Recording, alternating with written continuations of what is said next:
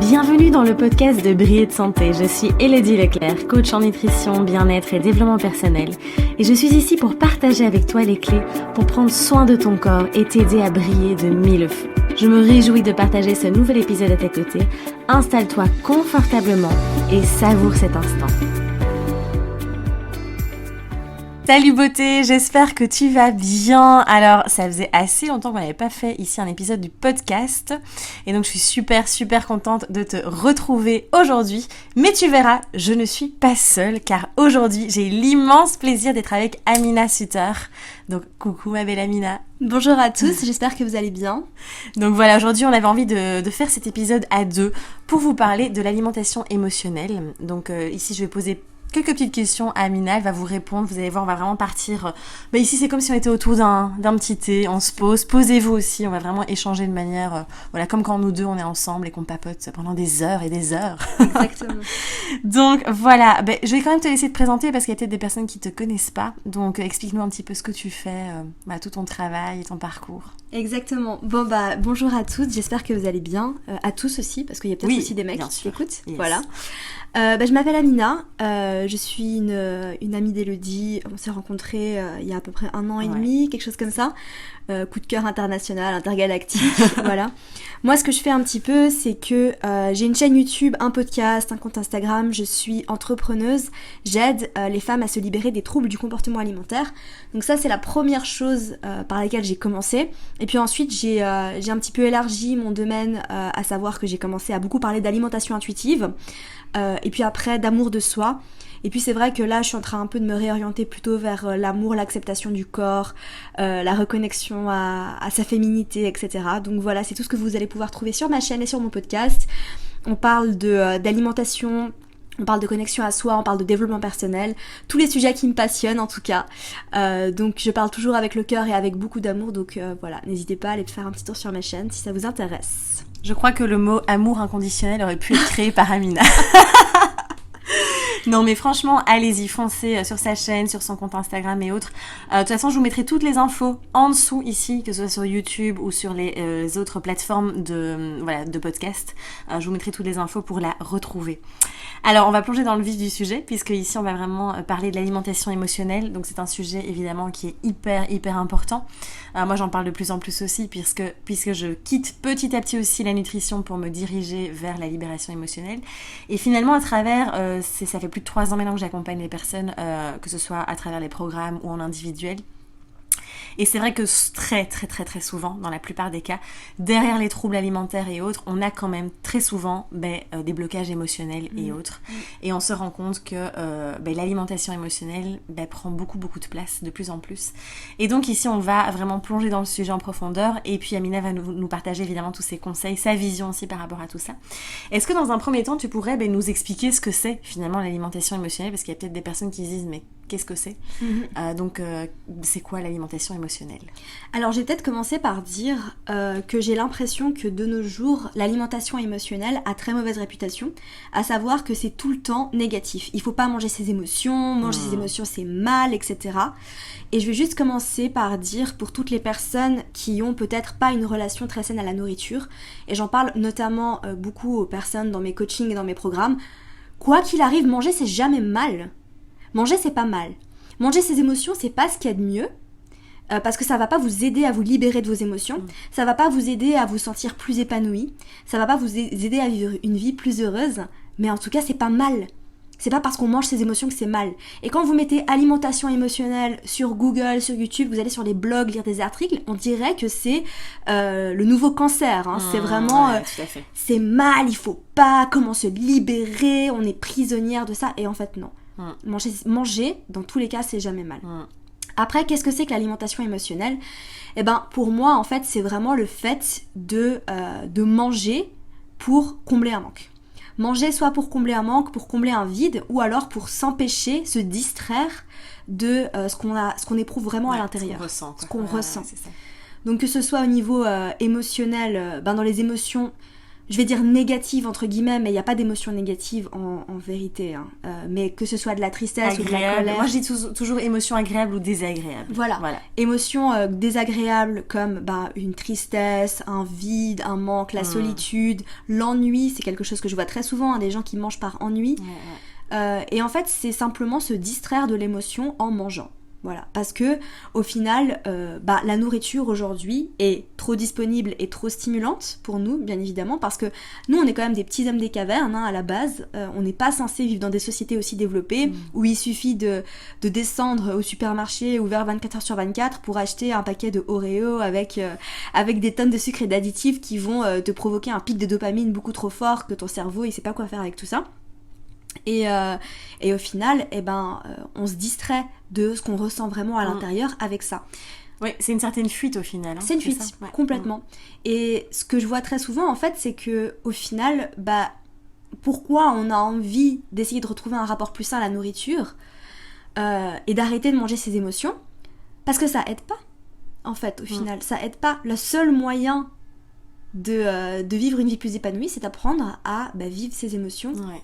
Et comprendre que les émotions, c'est que ce soit sans ressentir de la tristesse ou de la colère, ça fait peur quand on le fait pas et quand on passe son temps à se distraire, puis quand on le fait au final que c'est pas si terrible. C'est pas si terrible. Voilà. C'est sûr. Après on va plus loin dans le podcast, hein, pouvoir donner des pistes aussi, des pistes concrètes, expliquer tout ça.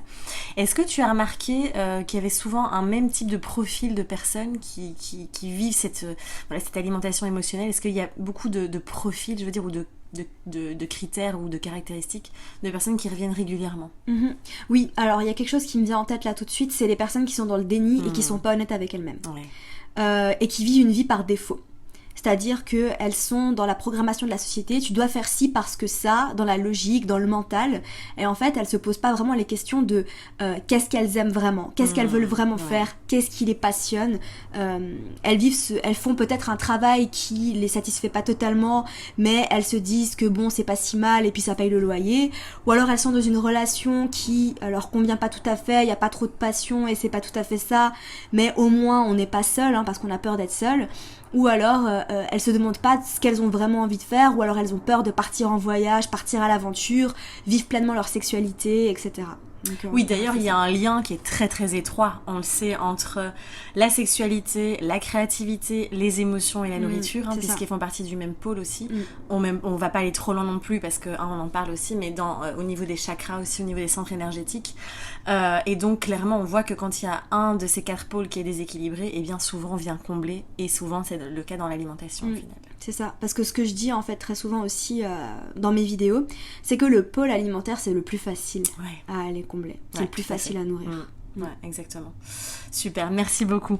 Alors, quel conseil donnerais-tu? Donc, quelle est la première étape finalement pour finalement, j'ai pas envie de dire sortir ou arrêter d'être dans l'alimentation émotionnelle, mais plutôt pour faire la paix justement avec la nourriture, avec soi, avec son corps et autres. Quelle serait la première étape? Quels sont les conseils que tu as envie de nous donner ici? Alors j'ai une étape numéro 1 et après j'ai une étape 1,5.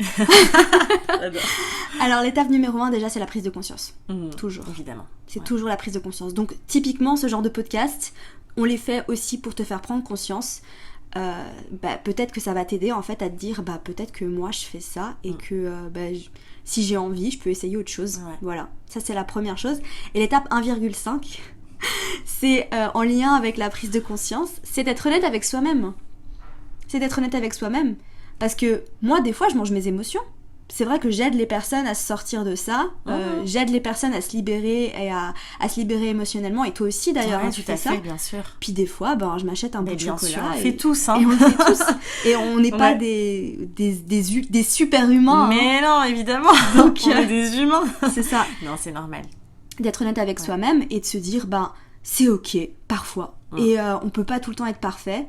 Mais d'être honnête avec soi-même aussi, si je le fais tous les soirs en rentrant du boulot et que tous les soirs j'ai besoin de m'acheter un bout de chocolat ou que tous les soirs j'ai besoin de m'acheter une pâtisserie, est-ce qu'il y a quelque chose derrière ou pas? est-ce que je suis juste très gourmande, ou alors est-ce que peut-être que j'ai envie de travailler sur quelque chose, ou est-ce qu'il y a quelque chose à libérer, ou est-ce que au final je fais ça après le boulot parce que j'aime pas trop mon travail. Ouais, tout à fait. Donc c'est vraiment ce premier travail de conscience finalement. Et je pense aussi que c'est important d'aller reconnaître. Et comme tu dis, c'est d'être honnête avec soi-même et d'aller vraiment reconnaître, oui, qu'il y a, je viens combler par exemple des émotions ou un manque de sexualité ou de créativité par l'alimentation. Et le fait de reconnaître, c'est déjà une étape qui est hyper puissante en fait. Exactement. Ouais. Et alors après, j'imagine aussi qu'il y a un travail au niveau de la libération émotionnelle qui est à faire. Ah oui, c'est ça. Tout simplement d'accepter de se reconnecter à ses émotions. Ouais. Parce qu'on me dit très souvent comment on commence... en fait, accepter de travailler sur son quotient émotionnel et pas son quotient intellectuel. Et d'ailleurs, j'ai l'impression que le monde est de plus en plus en train de se reconnecter à ses émotions. Mais tout simplement, en fait, de se déprogrammer de faut pas pleurer, ou mais regarde tout ce que t'as, tu devrais être heureux. Déjà, le mot devoir, c'est un mot... on le back. Mais on a le droit d'être triste, même si t'as tout ce que tu veux dans la vie, même si, je sais pas, t'as suffisamment d'argent, t'as une famille, même si t'es censé être épanoui, ça veut pas dire que tu vas pas vivre d'émotions désagréables. C'est clair. Mais l'émotion, elle est là comme un message aussi, et c'est quelque chose, c'est une énergie qui nous traverse. Et comme j'ai écrit un post il y a pas très longtemps à ce sujet-là en disant mais on n'est pas toujours obligé de comprendre l'émotion non plus. L'émotion, elle peut être là, liée à un traumatisme qui date de plusieurs années, parfois de plusieurs mois, et juste se laisser traverser, vivre l'émotion en fait. Il n'y a rien d'autre à faire en fait finalement. C'est vraiment ça. C'est ça, exactement. Merci beaucoup déjà pas mal pour toutes ces informations. Et puis une dernière petite question. Si tu avais vraiment aujourd'hui la citation qui te parle le plus, qui t'inspire, que tu as envie de nous partager ici, ce serait laquelle ? Waouh. Bon, écoute, il y en a une qui me vient là tout de suite. J'ai 1 milliard de citations sur mon téléphone que je pourrais te ressortir, mais là tout de suite, il y en a une qui m'est venue et c'est une citation que tu connais très bien. Tadam ! Tadam ! Ce serait la solution à la vie, c'est la vie. Exactement. De Frank Lobdell. Ouais, exactement. Et du coup, là, je pense que c'est très puissant. N'hésitez pas à l'écrire, à l'afficher, à mettre des post-it partout, mais pour vous rappeler que finalement, on est là pour vivre la vie avant tout. Et que plus on est dans la résistance, dans le mental, dans le contrôle, et plus tout persiste et tout est bloqué. Donc, merci pour cette magnifique citation qu'on aime tant. Avec plaisir. Voilà, merci en tout cas pour ta présence, pour ce partage. C'était vraiment trop chouette. Et puis, surtout aussi, on vous a préparé évidemment un pack tout spécial parce qu'on s'est dit Camilla on l'adore dès qu'on peut se voir parce que évidemment elle est toujours à l'autre bout du monde ou moi je suis à l'autre bout du monde donc on n'est pas souvent ensemble et là on s'est dit tant qu'on nous sommes réunis on vous a préparé vraiment rien que pour vous un pack tout spécial qu'on a appelé Blossom et qui réunit en fait nos 2 programmes donc ton programme Bloom et mon programme Crois en toi.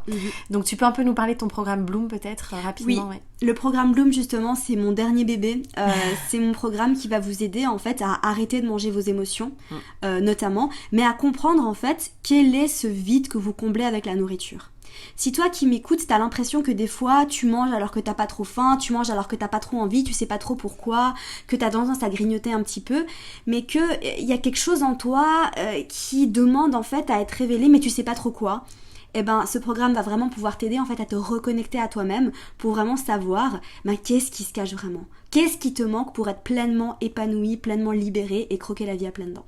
Magnifique. Et du coup, forcément, on s'est dit, non mais ça va à fond combiné avec le programme Crois en toi que là, moi, j'ai créé et qui est vraiment, pour venir s'accepter pleinement, venir s'accepter complètement, croire en soi, avoir boosté un peu la confiance en soi aussi, comprendre aussi, venir déprogrammer, reprogrammer, prendre conscience, améliorer aussi les relations avec les autres. C'est ça. Vraiment, c'est un travail hyper profond. Et donc, on s'est dit que c'était une évidence d'associer ces 2 programmes, ces 2 magnifiques programmes, et de faire un pack. Et puis, surtout, on vous a prévu en plus de bonus, donc le guide du journal de transformation que moi j'ai créé vraiment pour plonger avec l'outil de l'écriture qui est extrêmement puissant. D'ailleurs, nous on utilise l'écriture très très fort. Et puis ton guide aussi, qui s'appelle le guide de l'amour de soi, tout simplement. Voilà, donc qui vient aussi compléter. Du coup là, on vous avait vraiment un pack super complet avec tous les outils. Et donc on vous met évidemment, on vous a fait un petit prix tout doux. parce que Ouais. voilà, on voulait vraiment que ce soit super Voilà. accessible. Hyper accessible. Ouais, et ce pack il est disponible pendant une semaine. C'est ça. On vous le met vraiment accessible pendant une semaine, donc après c'est terminé évidemment.